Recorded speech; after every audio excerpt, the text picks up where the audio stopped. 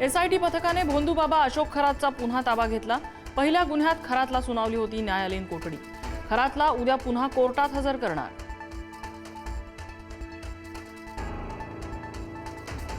खरातच्या त्रासाला कंटाळून साई संस्थानातील कर्मचाऱ्याची आत्महत्या। खरातसह 4 जणांवर गुन्हा, मात्र 3 आरोपींचीच नावं चार्जशीटमध्ये। खरातचं नाव चार्जशीटमधून वगळल्याची खळबळजनक माहिती। बंडलबाज खरातचा फसवणुकीचा आणखी एक प्रकार समोर। मासा पाण्यातली वनस्पती असल्याचं सांगून शाकाहारी लोकांना मासा खाण्यास भाग पाडल्याचा आरोप।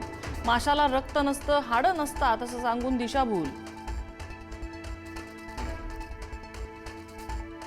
भोंदूखराच्या मुलीच्या नावावर पुण्यात आलिशान इमारतीत 3 BHK फ्लॅट। शिवाजीनगरमध्ये रत्नम नावाच्या आलिशान सोसायटीत 1055 चौरस फुटांचा फ्लॅट। बिल्डरला 1,20,00,000 रुपये रोख दिल्याची माहिती।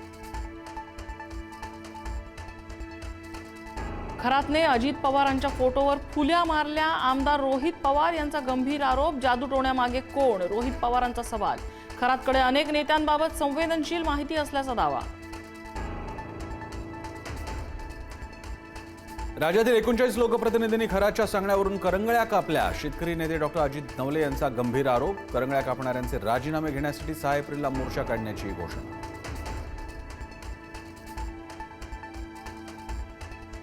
राज्याच्या उपमुख्यमंत्री सुनेत्रा पवार रात्री दिल्लीला जाणार। अशोक खरात प्रकरणावरून पक्षाचे नेते अडचणीत येत असताना दिल्ली दौऱ्याला महत्त्व। नागपुरात तरुणीवर अत्याचार करत बनवला व्हिडिओ। अत्याचाराचा व्हिडिओ दाखवत ब्लॅकमेल करत केलं लग्न। लग्नानंतर तंत्रमंत्र जादू टोणा। पीडितेच्या तक्रारीनंतर मुश्ताक अन्सारी विरोधात गुन्हा। राष्ट्रवादीकडून डिझाइन बॉक्स कंपनीचं काम थांबवलं। नरेश अरोरा राष्ट्रवादीचे राजकीय सल्लागार म्हणून बघत होते काम। 2024च्या विधानसभा निवडणुकीत नरेश अरोरांकडून राष्ट्रवादीसाठी रणनीती।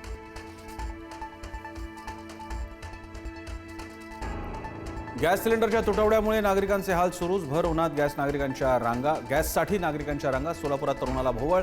भंडाऱ्याच्या पालांदूरमध्ये गॅस एजन्सी चालक आणि ग्राहकांमध्ये बाचाबाची।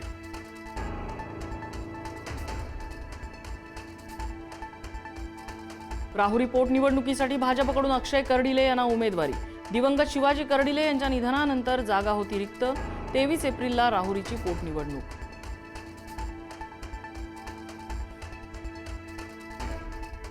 दख्खनचा राजा ज्योतिबा देवाची चैत्र यात्रा। ज्योतिबाचा डोंगर लाखो भाविकांनी फुलला। दुपारी मानाच्या सासनकाठ्यांचीही मिरवणूक। ज्योतिबाच्या नावानं चांग भलाचा गजर। पुढील 3 दिवस राज्यातील सर्वच भागात पावसाचा इशारा। विजांच्या कडकडाटासह गारपिटीचा इशारा। 3 एप्रिल रोजी राज्यातील 11 जिल्ह्यांना पावसाचा ऑरेंज अलर्ट।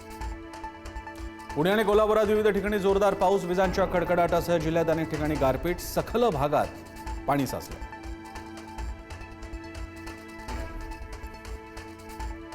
अवकाळी पावसाचा जालन्यातल्या आंबा बागायतांना फटका, तर धुळ्याच्या साक्रीतही गारपिटीमुळे शेतीचं नुकसान।